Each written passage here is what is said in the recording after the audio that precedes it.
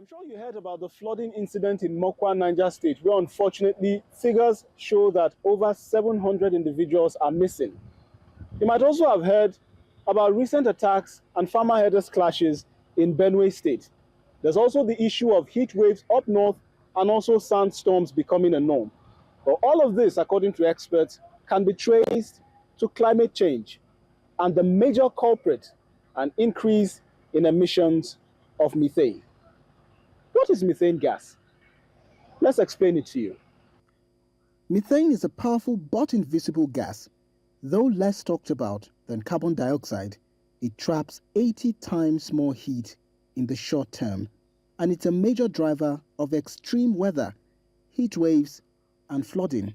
In Nigeria, the energy sector, especially oil and gas, accounts for over a third of methane emissions, mostly from gas flaring and venting.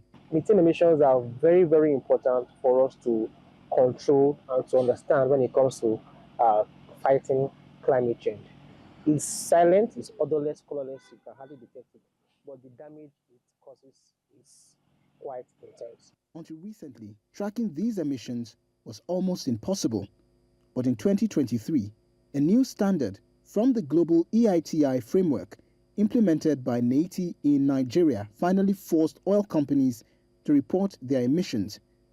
15 companies responded, including major players like Chevron and Mobil, but more than 47 others failed to disclose any data, raising concerns about compliance and transparency. In 2023, 80 updated the standards, and for the first time, we now have disaggregated GHG emissions at company level that we can now track and monitor to see how much progress we are making when it comes to methane emission reductions in Nigeria. Some disclosures are promising. However, anomalies remain despite these corporations' net zero pledges. We would like to see more compliance, and that's why we call on industry regulators to ensure that oil and gas companies in the sector begin to comply with making this data available to the public. But how does this affect the everyday Nigerian?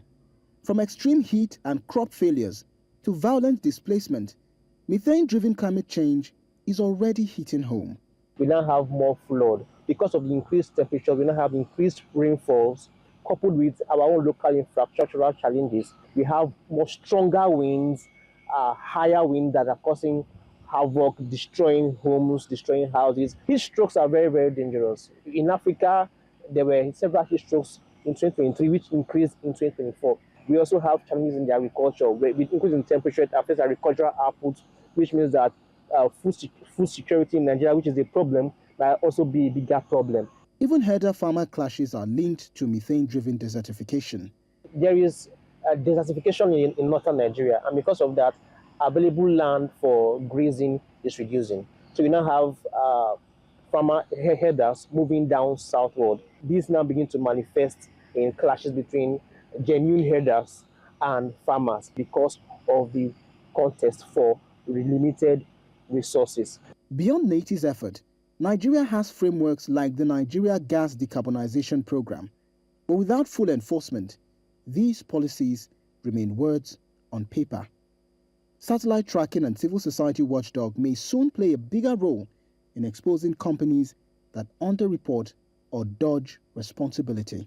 We can now compare that data with satellite imagery, satellite data, then we can now hold more people accountable and ensure that they comply with emission reduction standards. So, while floods, heat waves, and food insecurity may seem like separate problems, they all share a root cause: rising emissions, and methane is a silent driver.